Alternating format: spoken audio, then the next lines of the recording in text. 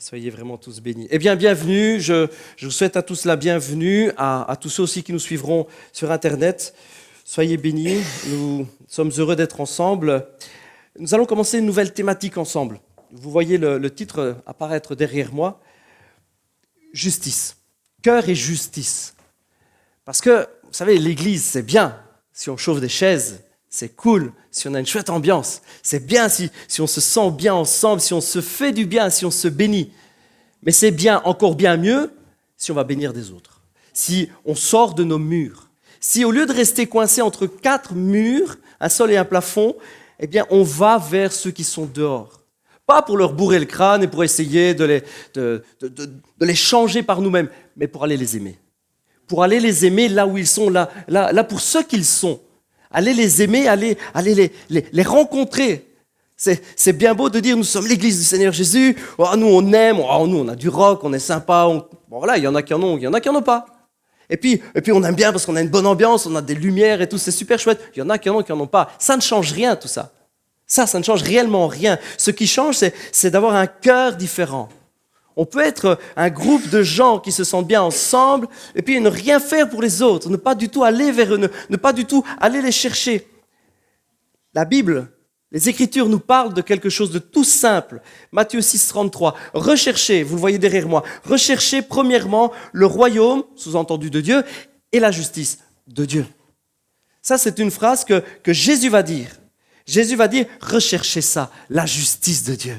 C'est quoi la justice de Dieu ? C'est une sorte de grand tribunal où chacun y passe à son tour et se fait taper sur les doigts. C'est ça la justice de Dieu ? Certainement pas. Pourtant, c'est souvent l'image qui est donnée, n'est-ce pas ? Dans la religion, dans les églises, dans les milieux chrétiens, souvent on donne l'image d'un Dieu qui juge. Justice va avec juge, hein, c'est cool.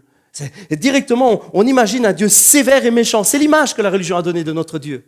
C'est l'image qui est véhiculée par beaucoup de religions. Le Dieu suprême, le Créateur, est en colère permanente d'ailleurs. Il ne fait que ça. Il râle du matin au soir. Il râle sur les êtres humains, il râle sur la nature, il râle sur les poissons rouges et les chats. Il râle sur tout ce qui bouge. Il est fâché, tout le temps fâché, il veut tout le temps punir, il veut tout le temps frapper. Justice de Dieu. Eh bien, c'est pas ça. Les Écritures nous disent autre chose. Il faut comprendre, il faut aller chercher l'essence des mots, il faut aller chercher ce message-là. Justice, ok, justice. Mais qui nous parlerait bien de justice après tout ? Qui a connu le Père vraiment ? Qui a connu le Créateur ? Qui a été face à face avec lui ? Qui a pu vraiment être dans sa présence avant nous, hein ? Qui a pu se tenir avec lui, parler avec lui, discuter avec lui, réfléchir avec lui ? Qui a pu fonder la terre avec lui ? Vous n'avez pas une petite idée ? Ne me laissez pas tout seul. Jésus ! Jésus était là au commencement. La Bible nous dit, les Écritures nous disent que le monde a été créé par elle. La parole, Jésus. Le monde a été créé pour elle. La parole, Jésus. Le monde a été créé en elle. Jésus. Alors si on veut connaître le cœur de Dieu, bingo, il faut s'intéresser à Jésus. S'intéresser à son cœur à lui. Qu'est-ce qu'il a fait ? Jésus est venu dire, je suis le chemin, je pense que c'est le slide suivant, le chemin, la vérité et la vie. C'est tout simple, hein, c'est une phrase qu'on connaît par cœur, n'est-ce pas ? On le connaît tous. Ça, c'est une phrase, c'est le béaba. Hein, avec Jésus a tant aimé le monde qu'il a donné son Fils, hein, pour que chacun ait la vie éternelle. La deuxième phrase qu'il faut absolument connaître pour avoir la carte VIP chrétien en bonne et due forme, c'est celle-là. Jésus est le chemin, la vérité et la vie. Je dis ça sans aucune moquerie, évidemment. Hein. Mais c'est vraiment le genre de phrase qu'on retient. Jésus est le chemin, la vérité et la vie, mais qu'on ne comprend peut-être pas. Jésus nous dit qu'il est le chemin, il est la façon d'être, il est celui qu'il faut suivre. Il est le chemin qui mène où ? Qui mène au Père. Le chemin qui mène à la vie éternelle, qui nous mène à la présence de Dieu. Je suis le chemin, la vérité et la vie. Jésus est venu donner la vérité, il est venu révéler la vérité du cœur de Dieu. Jésus est venu nous donner la vie en mourant sur la croix, il est venu nous donner la vie et il nous a montré le chemin, il nous a montré comment faire, il nous a montré comment se comporter, vers où aller, comment marcher. Jésus est venu nous révéler cela. La religion ne fait pas cela. La religion ne fait pas cela. Jésus va dire, le slide suivant, vous allez le voir, Jésus va dire quelque chose d'assez étonnant. Il va dire que le Père l'a envoyé, je ne vous lis pas tout, on va gagner du temps. Le Père l'a envoyé, le Père rend témoignage de lui. Vous imaginez la discussion qu'a Jésus avec ceux qui l'écoutent. Des pharisiens, des scribes, des gens qui connaissent les Écritures de l'époque, la Torah. Ah, eux, ils la mangent. Hein. Eux, ils la connaissent par cœur, sur le bout des doigts. Vous dites, ouais, page 14, ligne 48, qu'est-ce qu'il y a? Pof, pof, et le gars, il répond. Ils sont drillés pour ça, ils la connaissent par cœur. Jésus est en train de parler avec eux. Il leur dit quoi? Vous sondez les Écritures, vous cherchez, vous examinez, vous lisez chaque petit passage, vous retenez par cœur, parce que vous pensez, parce que vous imaginez avoir la vie éternelle. Et il leur dit, mais les copains, ce que vous lisez là, ce que vous épluchez, ce que vous étudiez, parle de moi. Jésus, ça parle de moi. Jésus, la Bible, les Écritures, ce que vous apprenez par cœur, vous pensez qu'en l'apprenant par cœur, vous aurez la vie. Non! Vous n'aurez pas la vie en la connaissant par cœur, vous aurez la vie parce qu'elle mène à la vie, parce qu'elle parle de moi, parce que je suis le chemin, la vérité et la vie. Je suis la vie. Jésus leur parle d'une manière un petit peu... faut vous plonger dans l'époque. Hein. Il leur parle d'une manière vraiment un peu choquante pour eux. Vous savez, il faut comprendre que dans ce peuple, dans cette génération, dans ces cœurs-là, parler de Dieu comme ça, c'est outrageant, c'est insultant. On n'a pas le droit de ramener Dieu à un papa. On n'a pas le droit de ramener le Créateur céleste si saint, si pur à quelqu'un avec qui on pourrait causer comme ça. Ça se fait pas. Alors nous, on est assez cool avec tout ça.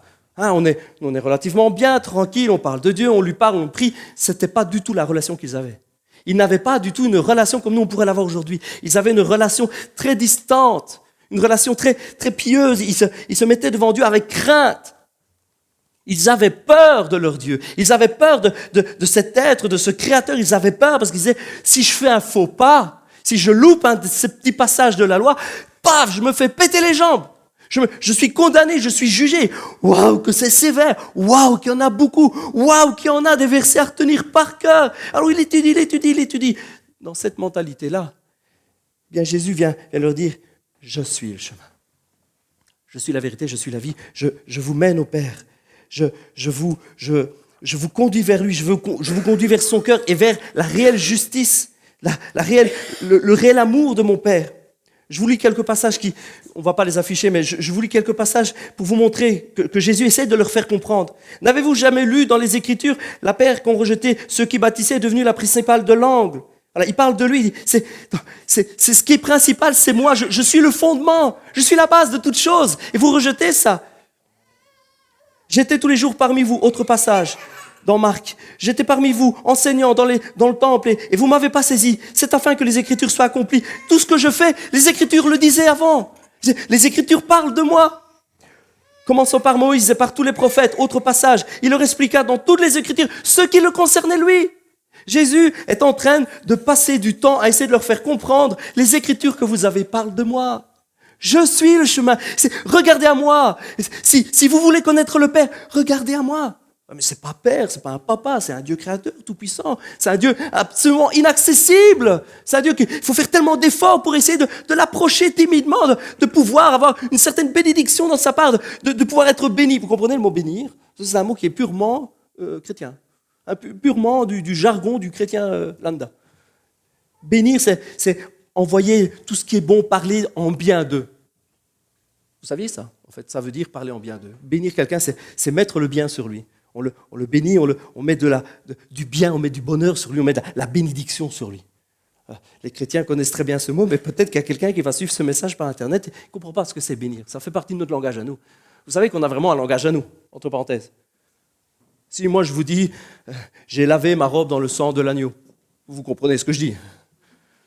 Je vous mets au défi de dire ça à quelqu'un dans la rue. Hein. Je vous mets au défi qui vous regarde avec des yeux en disant « Oh, c'est beau ce que tu dis. » T'as fait quoi? Déjà, tu portes des robes et en plus, tu les mets dans le sang. Et tu dis que tu les laves. J'ai blanchi ma robe dans le sang pur de l'agneau. Wow! Vous êtes malade chez vous. Hein? On a notre jargon. Hein? Il faut éviter de parler comme ça. Il faut éviter autant que possible, il faut utiliser des mots qui parlent. Bénir, c'est mettre du bien sur quelqu'un. C'est mettre des bonnes choses sur lui, les dire et les prononcer. C'est parler en bien. Autre passage, l'évangile de Dieu qui avait été promis auparavant de la part de Dieu, c'est Paul qui parle, dit par ses prophètes, tout ce qui avait été dit avant, tout ce qui avait été promis avant, c'est dans les Saintes Écritures. Les prophètes, ceux qui étaient envoyés par Dieu, parlaient déjà de cet évangile-là. Dans Romains, il le dit, l'évangile, il avait été promis, c'était déjà d'avant, on parlait déjà de Jésus. Dans Corinthiens, il dira, je vous ai enseigné avant tout, comme j'ai aussi reçu, que Christ est mort pour nos péchés, selon les Écritures. Toute la Bible nous parle de Jésus. Toute la Bible nous dit que Jésus est le chemin. Jésus est venu en disant, c'est moi. C'est moi. On peut passer beaucoup de temps à étudier la Bible, la sonder, l'étudier par cœur et n'en tirer rien. N'en tirer absolument rien, parce qu'on ne saisit pas combien ces lignes, ces pages nous parlent de Jésus, nous parlent de lui. Oui, pourquoi étudier, pourquoi passer autant de temps? Parce qu'on va découvrir la personne de Jésus. Et en découvrant qui est Jésus, nous allons découvrir qui est son papa. Nous allons découvrir qui est notre papa. Nous allons découvrir qui est notre créateur. Nous allons découvrir et nous allons nous approcher de son cœur et de sa justice. De sa justice. Oui, le Seigneur Jésus nous est venu en révélant des choses. Il est venu en parlant des Écritures. Il dit, les Écritures parlent de moi. Les passages que vous lisez dans vos prophètes et dans vos anciens livres parlent de moi. Mais moi, maintenant, je vais vous dire quelque chose. Et là, on a l'impression qu'il chamboule tout, le Seigneur Jésus. Jésus, là, il va tout chambouler. Il dit, ces Écritures-là, ces lignes parlent de moi, mais je vais vous dire, je vais vous amener un peu plus loin encore. Parce que ces lignes vous parlent de moi. Moi, je vous parle de mon Père. Vous voyez, c'est un passage de relais. D'abord, les Écritures nous amènent à Jésus, nous amènent à voir comment Jésus a vécu, ce qui parlait de lui avant, ce qui est révélé dans les évangiles. Et puis, Jésus lui-même nous révèle davantage, nous emmène plus loin, nous amène à comprendre qui est le Père. Je vous donne un commandement nouveau, nous dira le Seigneur Jésus. Je vous donne un commandement nouveau. Aimez-vous les uns les autres. Voilà quelque chose que Jésus vient révéler, quelque chose d'absolument inaccessible pour l'époque. Les gens ne saisissent pas la profondeur de ce message, ne vont pas jusqu'à à recevoir et à comprendre. Aimez-vous les uns les autres. Alors, est-ce que c'est quelque chose de super ultra moderne pour l'époque? On a l'impression que Jésus prend les gens de l'époque pour des attardés en leur disant, vous savez même pas ce que c'est d'aimer. Pourtant, ils aiment leurs enfants, ils aiment leur famille, les maris aiment leurs femmes, les femmes, je suppose qu'il y en avait qui aimaient leur mari, parce qu'ils étaient sympas, les maris de l'époque. Je vous rappelle que la relation, c'est pas celle que vous pouvez avoir maintenant. La femme, la pauvre, elle était mariée d'office à quelqu'un qu'elle connaissait souvent pas. C'était des relations très particulières. Et est-ce qu'ils ne connaissaient réellement aucun amour? Jésus vient révéler un amour nouveau, un amour différent. Et il lui dira, pourtant, je vous dis, c'est un commandement nouveau, et pourtant, c'est pas si nouveau que ça. Parce que c'est l'amour du Père qui est dès le commencement. C'est l'amour qui est là depuis le début. Il vient nous révéler l'amour et la justice. Aimez-vous. Connaissez cette justice. Pourquoi parler de justice? Je pense que c'est le slide de... Voilà, encore, suivant. Pourquoi parler de justice? Pourquoi l'amour et la justice de Dieu? Pourquoi parler de justice? Parce que Dieu, slide suivant, Dieu aime la justice. Ah oui, il aime bien être sévère. Non. Dieu aime la justice. Il aime quelle justice? De quelle justice parle-t-on? De quelle justice? Je dis tribunal, vous dites non, c'est pas tribunal. Mais alors, quelle justice? C'est quoi alors la justice de Dieu? La justice de Dieu, slide suivant s'il te plaît, c'est de faire le bien, d'apprendre à faire le bien, de protéger l'opprimé, sous savoir, et de faire droit à l'orphelin. Bon, il manquait plus que ça. De défendre les veuves. Ah bon sang, j'ai que ça à faire moi dans la vie. J'ai déjà bien assez de problèmes, j'ai bien assez de soucis pour moi. Voilà la justice à laquelle Dieu prend part. Voilà la justice que Dieu aime. Voilà le chemin, voilà ce que Jésus est venu révéler en disant aimez-vous les uns les autres. C'est faire justice, c'est apporter quelque chose de juste. C'est de faire ce qui est juste aux yeux de Dieu, de faire ce qui est bon, de ce qui est droit, de ce qui lève, de ce qui monte au cœur de Dieu et de ce qui doit nous habiter nous aussi. La justice de Dieu. Dieu aime la justice, il aime la vraie justice, il n'aime pas les tribunaux, il n'aime pas qu'on fasse du mal ou qu'on soit là comme des dictateurs, il n'aime pas qu'on fasse tomber des jugements sur les gens. Mais il aime à ce qu'on s'occupe des gens et qu'on fasse ce qui est juste pour eux. Le slide souvent nous parle d'un... Ah ouais, c'est petit pour vous, je pense que vous ne verrez pas tout ça. Je vais vous le lire. C'est plus ou moins lisible. Mais faire du droit à l'orphelin, s'occuper des pauvres, mais est-ce que Est-ce que vraiment, est-ce que c'est ça que Dieu veut? Est-ce que Dieu veut que son Église s'occupe comme ça des gens? Est-ce que c'est ça vraiment cette justice? Moi, je pensais que c'était venir le dimanche, de battre des mains, de se lever, de sauter, de danser, de dire « Oh, j'aime Jésus. Oh, mon Jésus à moi. Jésus, Jésus, Jésus pour moi. Je rentre chez moi, je m'occupe de mon Jésus à moi, de ma vie. Et moi, je suis sauvé pour l'éternité. » Dites amen quand vous voulez. Moi, je suis sauvé pour l'éternité. Wouhou, c'est moi, rien que pour moi. Est-ce que vraiment, il faut faire autre chose?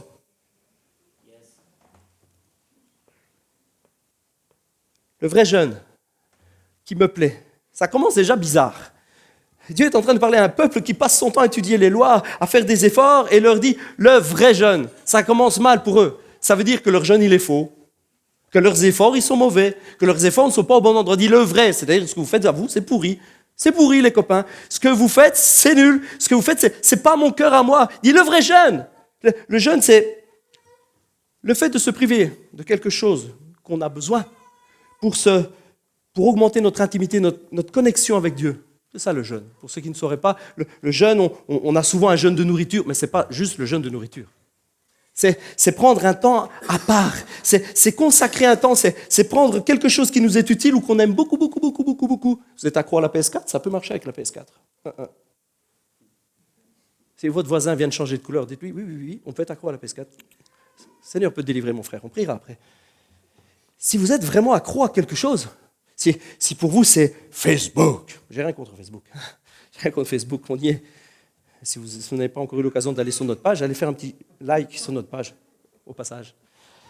Si vous êtes accro à quelque chose de vraiment fort comme ça, vous pouvez très bien, ça s'appelle un jeûne, on se prive de cette chose-là, on se dit, au lieu de passer du temps avec ça, parce que pour moi, c'est nécessaire, c'est vital. Si je n'ai pas mes 20 minutes de Facebook tous les soirs, ou si je n'ai pas mes 2 heures de Facebook tous les soirs, si je n'ai pas ma partie de soccer, ma partie je ne sais même pas comment ils s'appellent les jeux, moi, sur la PS4. Si je n'ai pas ma partie préférée de jeux vidéo, je meurs, je ne sais pas respirer. Vous pouvez dire, c'est vital pour vous, c'est comme la nourriture, ça vous fait vivre, ça vous entretient. Et vous pouvez vraiment, d'un cœur sincère envers Dieu, et moi, je vais mettre ça de côté, je vais me priver de ça pour augmenter ma connexion, mon intimité avec Dieu. Je vais prendre du temps avec lui.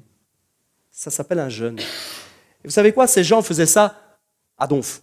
Ils faisaient ça tout le temps. Ils se privaient de manger. Ils se privaient de manger, et alors après, ils étaient fiers de dire aux autres, je me suis privé de manger pour mon Dieu. Ils avaient vraiment une idée très, très, très carrée. Ils se donnaient à fond là-dedans. Et le Seigneur leur dit, le jeûne que vous faites, eh bien, j'y prends pas plaisir du tout. Parce que le vrai jeûne que j'aime, la vraie connexion, l'intimité que j'aime et que je veux vraiment, c'est de voir grandir votre amour et votre justice. Moi, ce que je cherche, c'est que votre cœur soit changé. Ce que je désire, c'est que votre cœur soit transformé au fur et à mesure. Le vrai jeûne, ce que j'aime, ce que je recherche et ce que j'aimerais voir de plus en plus chez vous, c'est quoi? Détache les chaînes de la méchanceté. Dénoue les liens de la servitude. Renvoie libre les opprimés. Et que l'on rompe, que l'on casse, que l'on cesse toute espèce de joug ou de fardeau ou de travail pesant.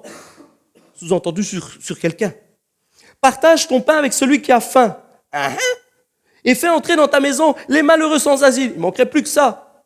Si tu vois un homme nu, couvre-le, tant pis pour lui. Et ne te détourne pas de ton semblable. Et j'ai la famille et tout ça, moi, je ne peux pas m'occuper de tout le monde. Alors ta lumière poindra, ta lumière paraîtra comme l'aurore. Et ta guérison germera, apparaîtra, montera, grandira rapidement, promptement. Ta justice marchera devant toi et la gloire de l'Éternel t'accompagnera.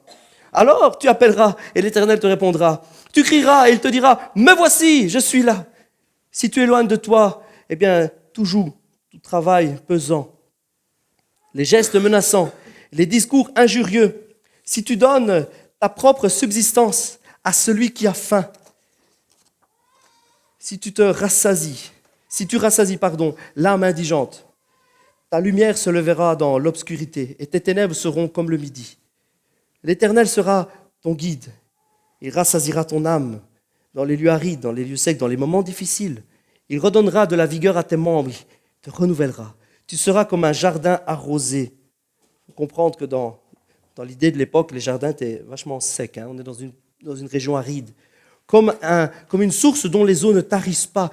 Ce sera continuel, il y aura une bénédiction, il y aura un renouvellement constant. Les tiens rebâtiront sur d'anciennes ruines. Tu relèveras des fondements antiques. On t'appellera réparateur des brèches, celui qui restaure les chemins et qui rend le pays habitable. Waouh, waouh, waouh, waouh, waouh, quelle liste. Quelle liste, hein? Le Seigneur, l'Éternel, leur Dieu, leur Créateur, qu'ils craignent tant, qu'ils voient tant éloigné, est en train de leur dire, les gars, si vous passez un peu plus de temps avec votre semblable, si vous l'aidez, si vous allez le chercher dans sa misère, si vous passez du temps avec lui, c'est ça que j'aime, c'est ça que je veux voir dans votre cœur. C'est bien beau de dire, moi je passe du temps avec mon Dieu, tout seul avec moi, mon Dieu, rien pour moi, et j'augmente ma connexion avec lui, les autres j'en ai rien à cirer, c'est moi, rien que moi, mon Dieu à moi. Seigneur, oui, j'ai vu tous les efforts que tu fais, c'est bien mon gamin, c'est bien, brave. Et si tu t'occupais un petit peu des autres? Si tu allais voir un petit peu ce qui se passe en dehors des murs de l'église, si tu allais un petit peu dans les rues voir ce qui se passe, si tu allais à la rencontre des gens, si tu allais à la rencontre des cœurs qui ont besoin, mais qu'est-ce que je peux faire moi? Quelle liste? Je ne vais pas faire tout ça quand même. Détacher les chaînes, dénouer les liens, renvoyer libre, nourrir, vêtir, aimer. Et Dieu fait des promesses parce que ce peuple ne marche qu'à la promesse. Ce peuple ne marche qu'à la récompense. Et je veux bien faire un petit effort. C'est quoi que j'ai en échange? Seigneur, je veux bien. Tu vas me donner quoi? Je reçois quoi, moi? Donnez, donnant. Hein. Moi, je veux bien. Je marchande. Ce peuple est tellement habitué. Dieu il les emmène en disant, mais je vous assure, je m'occuperai de vous. Vous ne manquerez de rien. Si vous passez du temps à donner aux gens, si vous les aimez, si vous pratiquez ma justice, la réelle justice, celle que j'aime, si vous n'êtes pas un tribunal avec vos lois, avec vos règles, avec vos commandements, si vous n'êtes pas quelqu'un, si vous n'êtes pas des gens durs et méchants, si vous allez vers les autres, je vous assure, vous ne manquerez de rien. Je vous donnerai tout ce que vous avez besoin. C'est pas que si tu donnes, après tu vas manquer, tu vas avoir les poches vides. Voilà, c'est malin. Moi j'ai donné la seule monnaie que j'avais et maintenant je fais comment pour manger? Le Seigneur il dit non, je serai avec toi. Et remarquez que ce que Dieu promet, c'est quelque chose d'extraordinaire. Ça peut paraître un vieux texte poussiéreux parce que c'est de l'Ancien Testament et qu'on ne comprend pas la moitié des mots. Il est en train de dire qu'il sera toujours avec eux, toujours leur guide. Chaque jour de leur vie, chaque jour de ta vie, Dieu se propose d'être ton guide. Celui qui va te guider, celui qui va t'accompagner, celui qui va te faire grandir, celui qui va être là à tes côtés tout le temps. Il dit, il va redonner de la vigueur. On voit qu'ils se sont affaiblis, ils sont là comme usés par le chagrin, par les efforts qu'ils font et parce qu'ils ne reçoivent rien en retour. Ils sont là, ils prient, puis Dieu ne répond pas, ils n'ont pas de retour. Et puis Dieu dit, je serai ton guide, je vais te guider et puis je vais te donner de nouvelles forces. Je vais redonner de la vigueur. Tu vas prendre de l'énergie, tu vas être heureux, tu vas être plein de vie. Tu seras comme un jardin arrosé. T'as déjà gratté le truc quand c'était en plein soleil, la terre elle est craquée comme ça, crac. Et les gars, ils essayent de faire planter simplement des salades. Ça marche pas parce qu'il n'y a pas d'eau, il n'y a rien. Ils se donnent du mal, ils transpirent et disent, punaise, tout ça pour avoir 3 carottes. Ça marche pas. Et le Seigneur dit, tu vas être un jardin arrosé tout seul. Ça va y aller tout seul. Tu seras un jardin arrosé comme une source d'eau qui ne tarisse pas. Ça va produire, ça va aller tout seul. C'est de l'intérieur que la joie va sortir. Tu n'auras pas à essayer de gratter le sol, tu n'auras pas à essayer de donner du mal. Ce sont des images. Dieu nous parle par des images. Parce que on a bien besoin d'images. Hein, bon sang. On a besoin de comprendre ce que le Seigneur veut nous dire. Il est en train de leur parler. Eux, ça leur parle. Parce que la plupart étaient des gens où ils gardaient des bédos, où ils faisaient pousser du poireau. Ils faisaient que ça. Hein, c'était ou des gens de la terre ou des gens du bétail. Alors nous, ça nous parle un peu moins. Moi, je suis dessinateur technique. Moi, planter des choux, ça ne me parle pas. Et garder le mouton, ça me parle encore moins.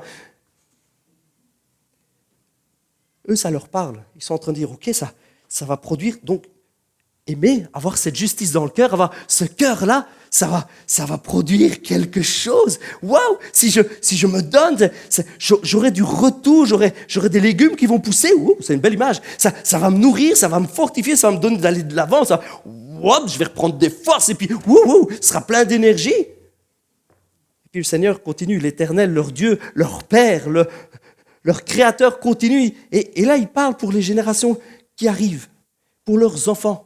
Waouh! Non seulement c'est un super méga bon jardin, ça va pousser tout seul, ça va les bénir, ils vont reprendre des forces, mais en plus, il leur dit, mais les tiens, les gamins qui arrivent, ceux qui arrivent, ils vont rebâtir des trucs. C'est-à-dire, qu'est-ce que ça pourrait nous dire à nous? Ils vont rebâtir. Ce qui était cassé va reprendre vie. Ce qui était foutu va reprendre vie. Il est en train de leur dire, vous savez, vous, avec toute votre histoire, vos guerres, vous avez perdu des trucs. Hein, ouais. Eux, ça leur parle. On n'a pas connu la guerre, n'est-ce pas? Il y en a qui ont connu la guerre. La guerre, ça casse, ça détruit. Hein. Ceux qui ont connu la guerre savent ce que c'est d'avoir dû quitter peut-être une maison. Hein? Pendant une nuit où on entend les sirènes et les bombes qui arrivent. On doit quitter la maison. On se casse, on se carapate. On fout le camp parce qu'on a peur, on tient à sa vie. Et quand on revient, tout est détruit. Hein? Ça, c'est la réalité de la guerre. Le Seigneur, l'Éternel, leur Père, leur Créateur, leur parle. Ils savent ce que c'est d'avoir perdu des maisons, d'avoir perdu des villes, d'avoir perdu du terrain, d'avoir perdu des choses qui étaient à eux, qui symbolisaient leur vie à un endroit. Ça venait de leurs parents, ça venait de leurs grands-parents, ça venait de leurs arrière-grands-parents. C'était quelque chose qui était dans la famille. Ça représente tout ce qui est pour eux important. C'est leur histoire. C'est tout ce qui tient, tout ce qui touche leur cœur et qui est important à leurs yeux. Il leur dit, tiens, tes gamins, ceux qui arrivent, vont rebâtir, tu vas retrouver, ça va reprendre vie. Et ce qui a été pour toi sujet de tellement de larmes, les ruines que tu as vues, étant tout ce qui était cher pour toi, ce qui symbolisait ta vie, ton assurance, ce qui te protégeait, ta ville, ta maison et celle de tes parents, ça va reprendre vie. Tu vas de nouveau avoir de la sécurité, tu vas de nouveau te sentir bien là où tu es. Tu vas de nouveau trouver une maison, tu vas de nouveau être bien. Je vais prendre soin de toi et ce sont tes enfants. Ils vont bénéficier de la bénédiction de cette vie qui est en toi. Ils vont la recevoir aussi. Waouh! Le Seigneur est en train de leur dire, l'Éternel, leur Père, leur Créateur, est en train de dire, si tu as cette justice, non seulement je te bénis toi, ta famille, tes enfants et tes poissons rouges, ton chat et toutes tes bédos, mais je te bénirai aussi comme un jardin, ça portera du fruit, ça te nourrira et ça bénira tes enfants. On t'appellera réparateur de brèches, celui qui répare les trous, celui qui restaure, celui qui rebâtit et qui rend le pays habitable. Là où on semblait ne plus avoir de vie, ne plus avoir d'espoir, si tu as cette justice, si tu as cette justice-là, si tu as mon cœur à moi, ce que je prends plaisir, ce que j'aime et ce que je cherche à voir dans le cœur des gens, cette justice-là, si tu la possèdes et si tu l'as en toi, tu vas rendre le pays habitable. Non seulement ça va être bon pour toi, ça va être bon pour tes enfants, mais ça va être bon pour tes voisins. Ça va être bon pour tous ceux qui passeront là. Ça va être bon pour les générations futures. Ça va être bon pour ton pays. Est-ce que vous vous rendez compte que Dieu est en train de dire, ça va être bon pour toi, gamin, parce que toi, tu as l'habitude de, ma connexion avec moi, mon Dieu, il me bénit. Il dit, ouais, ça bénira toi, ta maison, tes enfants et tout le monde. Le pays sera habitable. La bénédiction va aller sur tous ceux qui suivront. Waouh! Seigneur Jésus est en train de dire à ses contemporains, je reviens à ce que je disais au début, il parle aux contemporains et leur dit, je suis là pour vous montrer le vrai chemin, la vraie justice, le vrai cœur de Dieu. Je suis là pour vous révéler le vrai cœur de mon Père. Je vous donne un commandement nouveau, mais en fait, il n'est pas si nouveau que ça, parce que c'est dans Ésaïe. Oh, les copains, Ésaïe, c'était il y a quelques centaines d'années avant moi. Ça a toujours été le cœur de mon père, de mon papa, de votre Créateur. D'ailleurs, c'est votre papa aussi. Ça a été toujours son cœur. Peut-être vous ne l'avez pas compris, mais tous ces passages vous parlent de moi et moi je vous parle de mon Père. Mais en fait, en réalité, mon cœur et le cœur de mon Père, ça a toujours été ça, l'amour, la justice, les actes justes. Et je voudrais juste rapidement voir avec vous le premier de tous les points qui nous est cité dans ce passage. Dénouer, détacher les chaînes de la méchanceté, dénouer les liens, casser la servitude, casser ce qui est sur quelqu'un, casser ce qui pèse sur son dos. C'est la première des choses que nous voyons dans la liste et nous verrons les autres plus tard. Si tu détaches les chaînes de la méchanceté, si tu dénoues les liens de la servitude. Un passage que nous prenons rapidement. On nous parle d'un prophète, Élisée. Je pense qu'il va s'afficher si on passe le slide suivant. Voilà. Je vous mets dans le contexte, Élisée, prophète de l'Ancien Testament, un prophète qui a vu des miracles de dingue, de ouf. Ouh, il fait pleuvoir quand il veut faire pleuvoir, et quand il veut la sécheresse, il fait hop, sécheresse. Il fait apparaître, il fait voir à son serviteur les armées de l'Éternel, des chars de feu, des trucs de dingue. C'est vraiment c'est un homme de Dieu, il voit des miracles incroyables. Incroyable. À cette époque-là, il y a des morts qui ressuscitent et tout. C'est un truc de ouf, quoi. Le gars, il vit vraiment la puissance de Dieu. Wouh. Et il y a des gens qui sont avec lui. Je vous mets dans le contexte. Élisée, super héros de l'Éternel, qui a vraiment la puissance de Dieu. Il accomplit des choses de ouf. Et puis, il y a des gens qui sont avec lui. Un jour, alors qu'il y a des disciples, il y a des gens qui apprennent, qui essayent de faire comme lui, qui essayent de recevoir de l'enseignement de sa part. Ils lui disent, tu vois que la salle où nous sommes, ils ont une super méga salle, c'est super chouette, est devenue trop petite pour nous. Permets-nous d'aller jusqu'au Jourdain, au fleuve qui est là-bas. Chacun taillera une poutre et nous la rapporterons pour construire une nouvelle maison. C'est une chouette idée. Ils vont agrandir le truc, ils seront plus à l'aise. Élisée leur dit, allez-y. Mais l'un d'eux le pria et lui demanda, accepte de venir avec nous. Bonne chose. Ceci dit en passant, bonne chose. Bonne chose quand vous savez que vraiment quelqu'un a vraiment a ce cœur pour Dieu et que vous essayez d'apprendre de lui. Bonne chose de passer du temps avec lui. Si vraiment il y a des gens que, vous voyez, ils ont ce cœur-là, cette justice. On est en train de parler de justice et si vous voyez qu'il y a des gens qui ont ce cœur-là, moi je vais apprendre, moi je veux recevoir, moi je suis preneur, je vous le dis, moi Miguel, je suis preneur. Je suis preneur de connaître plus, de voir plus. Et bonne chose que ce serviteur, bon réflexe, il dit, oh, lui il fait des trucs de ouf. Ah, lui, il y a des miracles qui se passent quand il est là. Ça te dirait de venir avec nous, tu montes derrière, allez hop, tu viens avec nous, super cool. Et puis ils arrivent sur place, ils commencent à bosser. Et puis il y en a un qui perd le fer de sa hache. Arrivé au Jourdain, ils abattirent des arbres. Ils étaient allés pour ça. Pendant que l'un d'eux abattait son arbre, le fer de sa hache tomba dans l'eau. Vous voyez ce que c'est une hache quand même, hein? Bon, je ne vous ai pas fait de dessin, je ne vous ai pas fait l'injure ou l'insulte de vous faire une... Le fer de sa hache s'en va et tombe dans l'eau. Il s'écria, « Oh, maître, quel malheur! C'était une hache empruntée. Boulette, zut, qu'est-ce que je vais faire ?» L'homme de Dieu lui demanda, « Où est tombé le fer ?» L'homme lui indiqua l'endroit. On lit ça et on ne comprend pas. Moi, je vous assure, je lis ça, je dis, attends, le gars, c'est juste une hache. Ouais, elle tombe à l'eau, t'en prends une autre, quoi. Ouais, c'est emprunté. Tu la files, tu vas au bricot du coin, tu dis, je voudrais une hache qui ressemble à plus ou moins celle-là, c'est un ami qui me l'avait prêté, je lui rendrai une nouvelle, ça sera encore mieux, puis jamais, même si ça, t'as un petit peu du mal à la payer, mais bon, tu fais l'effort, quoi, tu lui rends. Le gars est terrorisé. Le gars, il est effrayé, il tombe à genoux, il est, ah, la hache, elle était empruntée. Est-ce que vous savez, est-ce que vous réalisez qu'il y avait des gens qui empruntaient plus de la valeur de leur vie? Est-ce que vous savez ça?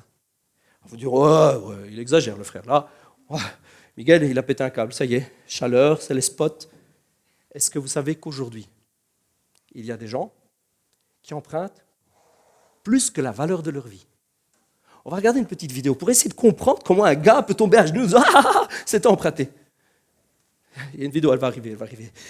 Est-ce que c'est... Moi, je ne peux pas comprendre que le gars, il pète un câble, tout ça pour une hache. Je vais arrêter de bouger, j'arrête de bouger. Je me remets au mieux. Voilà. Parce qu'il ne peut pas être en même temps à la vidéo et à la vidéo. C'est difficile de ne pas bouger. On peut avoir l'impression que ça n'a rien à voir avec nous.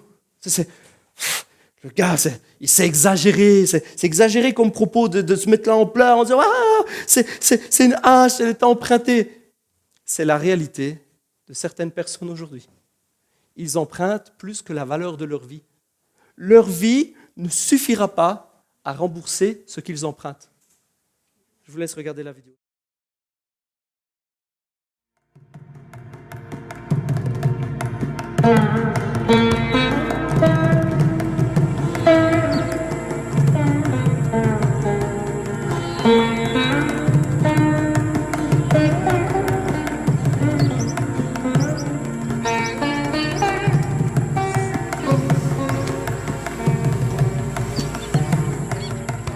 Dans les profondeurs de la jungle de l'Inde du Sud, la tribu des Mudawa habite dans les arbres pour ne pas être piétinée par les éléphants.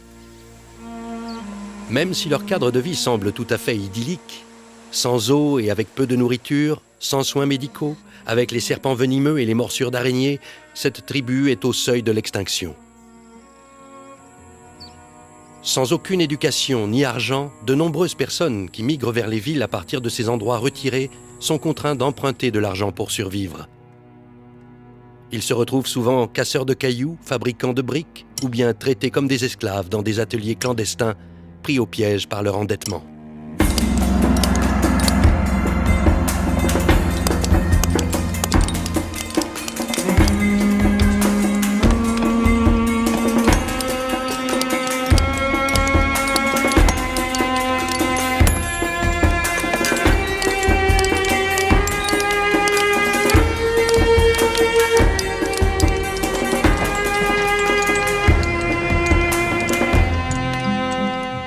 Je suis Sanjeev et avec ma femme, Shivama, nous avons 5 enfants.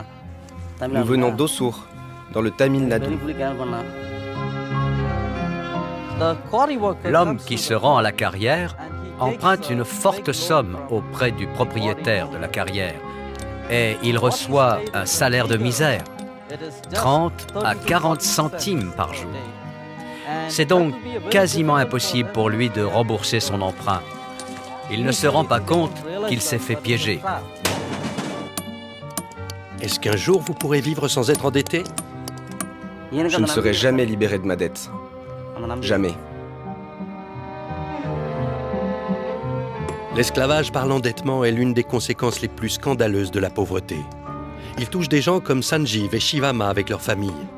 Le montant total de leur dette équivaut seulement à environ 500 €, mais ils ne pourront jamais la rembourser. Elle sera transmise à leurs enfants et aux enfants de leurs enfants.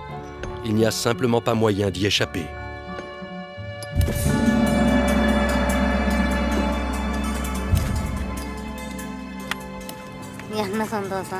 Je ne suis pas heureuse. Je ne pense qu'au remboursement.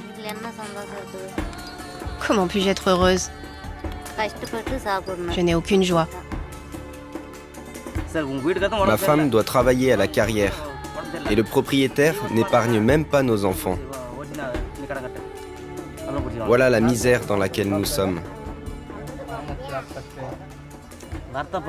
Ma plus grande tristesse, c'est de voir les autres enfants aller à l'école. Et moi, je n'ai même pas les moyens d'éduquer mes propres enfants correctement. Et puis je ne peux même pas leur donner suffisamment à manger.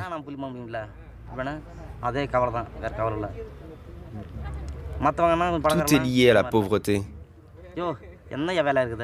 Quand je vois les autres enfants, ils bouillonnent de vie. Et mes enfants, eux, ils sont affamés. Ça me brise réellement le cœur.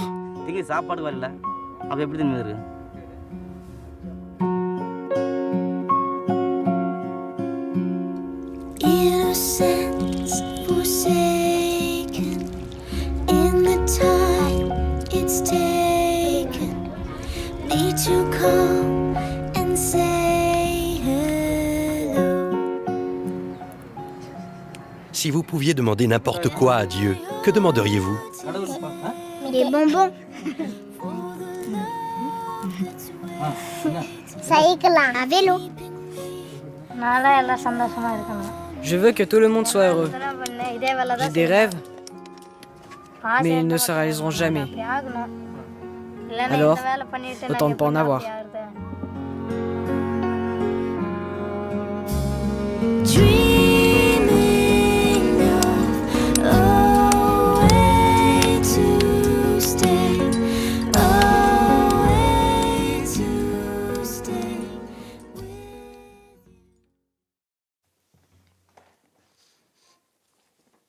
Dur, hein? C'est la réalité de certaines personnes sur cette terre.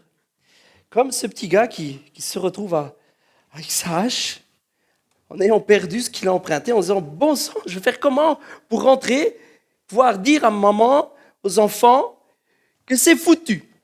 Et je vais faire comment, moi? Je vais rentrer, je vais devoir leur dire, mais je suis désolé, j'avais emprunté, j'ai perdu, c'est cassé.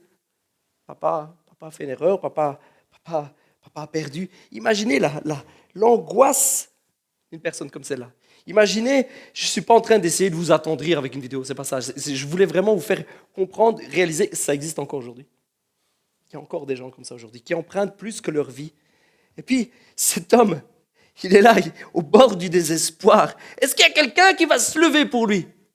Est-ce qu'il y a quelqu'un qui va avoir le cœur, la justice de Dieu qui va se lever pour lui? Est-ce que quelqu'un va s'empresser d'aller le secourir ou est-ce qu'on va tous passer devant son nez en ne s'occupant absolument pas de son sort en disant, mais c'est pas de bol, mais c'est comme ça, c'est la vie est dure. La Bible nous dit, les Écritures nous disent qu'Élisée, qui fait des miracles. Où est tombé le fer? Lui demande Élisée. L'homme indiqua l'endroit. Il y en a quelque part, au fond de l'eau, là. L'objet de mon malheur, ce qui va me plonger maintenant dans le désespoir. Je n'ose même pas imaginer la tête des enfants que je vais rentrer tout à l'heure leur expliquant que j'ai tout perdu. L'homme de Dieu, Élisée, va tailler un morceau de bois. Il va tailler un petit morceau de bois. Je ne sais pas s'il a taillé une croix. Il a taillé un petit morceau de bois, puis il jette le bois. Et miraculeusement, le bois va faire remonter le fer. Va faire remonter le fer qui avait coulé, qui était au fond. Et le prophète Élisée va dire à cet homme, ramène-le à toi, saisis-le. Et l'autre, l'Écriture nous dit, il n'eut qu'à tendre la main. Il n'y a pas eu grand-chose à faire, il n'a eu qu'à tendre la main. C'est venu à lui.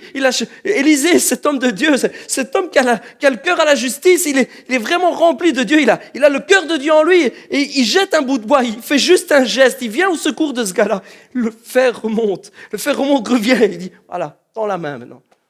Tends la main. Il y en a beaucoup qui tendent la main dans la rue, n'est-ce pas? Tends la main. Tends la main pour recevoir la bénédiction. Tends la main. Le mot en hébreu, je pense qu'il peut apparaître comme ça, vous le savez. Le mot dans l'hébreu, dans ce texte où on dit, c'était emprunté. Tu dis, ben, frère, vraiment, Miguel, là, t'exagères. Le mot, je ne sais pas si vous le lisez bien, si ce n'est pas trop petit, mais c'est emprunter, demander, pratiquer la mendicité, avoir une garantie. C'est vraiment bien ça qui était dit de cet homme-là. C'était en garantie de sa vie. C'est dingue, hein? C'est dingue d'imaginer que des gens vivent dans une situation pareille. C'est extraordinaire aussi. C'est dingue d'imaginer qu'il y a des chrétiens qui passent devant ça, qui ne font absolument rien. C'est dingue aussi de s'imaginer qu'il y a des gens qui mettent en garantie leur vie, qui sont là avec quelque chose sur eux qui est plus qu'ils ne pourront jamais rembourser. Ils ne pourront jamais s'en sortir. Ils n'ont aucun espoir, comme le petit gamin. Ça ne sert même à rien d'avoir des rêves. Ça ne sert à rien d'avoir des rêves. Ça ne sert à rien parce qu'ils ne s'accompliront jamais mes rêves. Ça ne sert à rien. Et c'est dingue de penser qu'il y a des gens qui peuvent dire « Moi, je suis l'église du Dieu vivant. Moi, j'ai le cœur de Dieu. » Qui ne font rien. Qui passent devant ce gars-là. Qui passent devant cette famille-là. Qui passent devant cette détresse-là et qui ne réagissent absolument pas. Et là, on a une image extraordinaire. Et je ne voudrais pas aller beaucoup plus loin. On va juste terminer avec cette pensée peut-être pendant que on prépare la musique. On peut se dire, mais qu'est-ce qu'on peut faire, nous? Qu'est-ce qu'on peut faire? Eh bien, aujourd'hui à Soigny, aujourd'hui à Soigny, on agira. On prendra position. On sera celui qui taille ce petit bout de bois, celui qui amène le bois de la croix, celui qui amène Jésus dans la vie des gens, dans la vie qui sont là sans espoir, qui sont là enchaînés, qui sont là comme ce fer qui sombre, leur vie sombre, leurs rêves sombres, leur espoir sombre, tout ce qu'ils pouvaient espérer dans la vie, ça sombre au fond de l'eau. Et on veut et on sera celui qui taille le bout de bois, qui amènera le bois de la croix, qui amènera dans ces vies-là, qui amènera l'espoir. Aujourd'hui, ici à Soigny, en Belgique, et demain, partout où Dieu nous enverra. Oh, il exagère. Qu'est-ce qu'on pourra aller faire là-bas au bout du monde? Moi, je vous dis que c'est dans la vision Vivea. C'est dans notre cœur. Nous avons ce désir en tant qu'Église, en tant que cœur de justice et cœur d'amour de Dieu. Nous avons le désir d'aller partout où Dieu nous enverra. Nous irons jusqu'au bout de la terre. Nous aurons avec nous le Seigneur et nous aurons la joie et nous aurons l'espoir. Et nous serons ceux qui iront jusqu'au bout. Le Seigneur nous a envoyés. Le Seigneur a dit, le Seigneur Jésus, il a dit, cette bonne nouvelle sera prêchée jusqu'aux extrémités de la terre. C'est pas juste des religions, c'est pas juste des préceptes ou de la théologie. Seigneur Jésus est en train de dire, ce cœur de justice, cette bonté, ce cœur de Dieu, ce que je suis en train de vous révéler, le vrai chemin, le seul chemin, l'amour du Père, ça ira jusqu'au bout de la terre. Il y aura des chrétiens qui se lèveront, qui iront jusqu'au bout du monde, qui aimeront les autres, qui se soucieront, qui sortiront de leur mur, qui se soucieront de ceux qui sont malheureux, de ceux qui sont enchaînés. Ils seront ce cœur de justice-là. Ils seront le cœur de Dieu. Ce n'est pas une question de sous-sous, ce n'est pas une question de géographie, c'est une question de cœur. C'est une question de cœur. Est-ce que votre cœur brûle, vibre à l'idée de gens qui sont endettés jusqu'à la fin de leur vie et que leur dette, leur désespoir se transmet de génération en génération. Peut-être chez nous, ce n'est pas quelqu'un qui va à la mine et qui casse des cailloux, mais c'est quelqu'un qui est à la rue, qui a des enfants. Ces enfants-là sont sans logis aussi. Ils sont sans espoir. Et là, le désespoir de cette personne, le fer de hache qui coule à pic, ses rêves qui perd, ça se transmet sur ces gamins. Parce que ces gamins n'ont aucun espoir dans la vie. N'ont pas l'éducation qu'ils pourront et qu'ils espèrent recevoir. Ils n'ont rien. Et ça se transmet de génération en génération. Qui se lèvera pour briser ça? Qui se lèvera pour être la justice et le cœur de Dieu? En disant, Dieu t'aime. Dans ta misère, Dieu t'a vu, Dieu t'aime. Je suis le cœur de Dieu. Je vais t'aider avec mes poches, oui. Je vais t'aider avec mes moyens, oui, parce qu'on n'aide pas en tapant sur les ponts en disant que Dieu te bénisse. Wouh. Non, c'est pas ça qu'on fait. On aide concrètement. Aujourd'hui à Soigny, demain, jusqu'où le Seigneur nous aidera à aller. Alléluia. Nous sommes appelés à nous tenir debout contre la servitude. Nous sommes appelés à être des briseurs de chaînes. Nous sommes appelés à devenir justice de Dieu. Nous sommes appelés à nous tenir debout contre toute servitude et contre tout enchaînement corporel, physique, mais aussi psychologique. Nous sommes appelés à cela. Tout autour de nous, dans nos rues, dans nos familles, dans nos amis, à notre travail, nous sommes appelés à cela. À l'occasion de la distribution des œufs, nous avons eu l'occasion, j'ai eu le cœur tellement serré. Je ne savais pas qu'il y avait ça dans notre ville. J'ai eu le cœur tellement serré, on a distribué des œufs, puis Steve nous dit, mais vous savez, il y a le Gué-Logis, il y a des gamins placés là-bas. On est allé, on leur a distribué des œufs, on est allé donner ce qu'on avait de trop. J'ai pris conscience. Ils nous ont fait des dessins pour nous remercier, ils ont colorié, ils ont fait des coloriages. Je ne sais pas, on les a pas, on les verra tout à l'heure. On a eu en retour des dessins coloriés. Et je voyais sur certains là, je me dis, bon sang, il y a des petits choux qui sont tout seuls, et des petits choux placés là, il y a des petits enfants qui sont placés chez nous aussi. Alors c'est ici, c'est à Soigny, nous avons à cœur de les aider. On va vous distribuer des sacs comme ceci, mis en couleur par les enfants de l'église. Wouh! Je ne vous dis pas l'état de la table une fois que c'était fini. On va vous distribuer des sacs avec cette invitation à mettre dedans la justice de Dieu, le cœur de Dieu. Vous allez être appelés si vous le désirez, à participer, à être de ceux qui taillent le bois, à être de ceux qui se tiennent contre l'injustice, qui se tiennent contre toute espèce de méchanceté, de rejet, de mise à l'écart.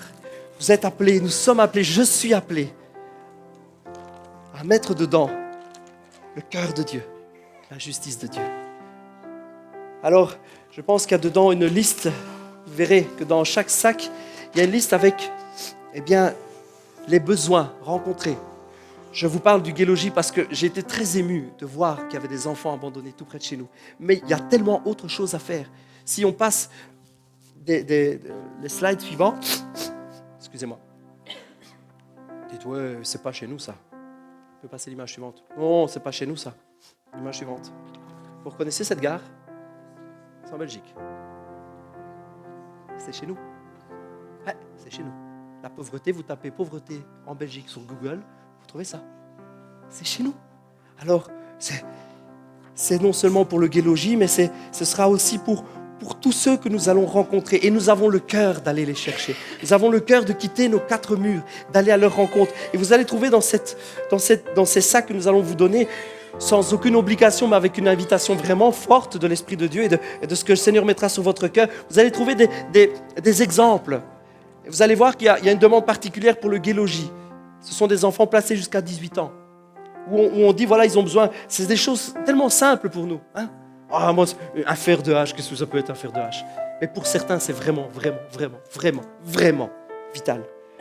Des exemples, je vous en cite un ou deux. Des casquettes. Simple casquette, parce que quand ils sont dehors et pendant les vacances, ils ont besoin d'un peu de crème solaire et de casquette. Ils ont aussi de colis d'hygiène comme du shampoing ou du gel douche, du déodorant. C'est tout simple. Hein? C'est une liste qui produira la vie. Et puis vous aurez aussi une liste avec des denrées non périssables qu'on va stocker ici parce qu'on veut vraiment aider. On veut être cette justice de Dieu. Avec des exemples tout simples comme du riz au lait, salade de fruits, des pâtes en boîte, du thon, légumes, etc., etc. On va vous distribuer cela. Je vous invite à y réfléchir. Je vous invite vraiment à vous positionner en disant Seigneur, voilà le jeûne, voilà ce que je prends à part pour toi, pour augmenter ma connexion, mon cœur, pour augmenter mon intimité. Voilà le temps que je prends. Voilà les moyens que je prends pour toi. Voilà ce que je te donne. Voilà ce que je veux avoir. Voilà le cœur de justice que je veux avoir. Nous allons nous tenir debout. Nous allons nous tenir debout pour les familles en difficulté dans notre région. Nous allons commencer d'abord dans notre région. Et puis nous irons partout où le Seigneur nous enverra. Et le Seigneur nous envoie jusqu'aux extrémités de la terre. Nous allons porter secours. Nous allons aider ceux qui sont aujourd'hui endettés, submergés, qui sombrent et qui coulent. Nous allons nous tenir debout pour les familles brisées, les familles monoparentales. Pour les parents, pour les papas et les mamans qui élèvent seuls parfois plusieurs enfants. Nous allons nous tenir debout contre le rejet, contre la mise à l'écart et contre toutes sortes d'injustices. Nous allons nous tenir debout en tant que chrétiens, mais en tant qu'Église, en tant que cœur. Nous allons nous mettre debout, nous allons nous tenir debout. Et très symboliquement, je voudrais vous inviter à vous lever. On va prier simplement ensemble. On va se tenir debout. On va se tenir debout en disant, Seigneur, je veux être ce cœur de justice. Je veux être ce cœur d'amour, ce cœur qui va vers l'autre, ce cœur qui brise les chaînes, ce cœur qui dénoue, ce cœur qui délivre, ce cœur qui va à la rencontre. Nous allons nous tenir debout pour pratiquer et pour être véritablement l'Église de Dieu. Seigneur Jésus, merci. Merci Seigneur Jésus parce que tu nous donnes de comprendre. Merci pour la révélation de Jésus. Merci pour ce qu'il est venu nous montrer, ce qu'il est venu nous apporter. Alors qu'on aurait pu, Seigneur Jésus, Père, on aurait pu se perdre dans de la théologie, en train d'étudier sans cesse les règles, les lois, en étudiant sans cesse ce qui est censé nous révéler le cœur. Merci pour Jésus, Père. Merci, Père, pour Jésus qui est venu nous montrer, qui est venu nous révéler l'amour du Père, qui est venu nous révéler combien Dieu nous aime, nous personnellement, et combien cet amour en nous nous fera aimer l'autre, nous fera nous tourner vers l'autre, aller à la rencontre de l'autre. Merci Seigneur de sceller dans nos cœurs, de vraiment imprégner nos cœurs de ton amour. Merci Seigneur, en cet instant, tous ceux qui se mettent devant toi sincèrement, Seigneur, je te prie de les remplir de ton amour. Seigneur, remplis-nous, remplis-moi de ton amour. Je ne veux plus passer à ce jour de ma vie, Seigneur, sans aimer, Seigneur. Merci Seigneur, et que tous ceux qui sont d'accord, ceux qui ont le cœur à vouloir recevoir cette justice, disent un grand amen et donnent une ovation, Seigneur. Alléluia. Alléluia. Merci Seigneur Jésus.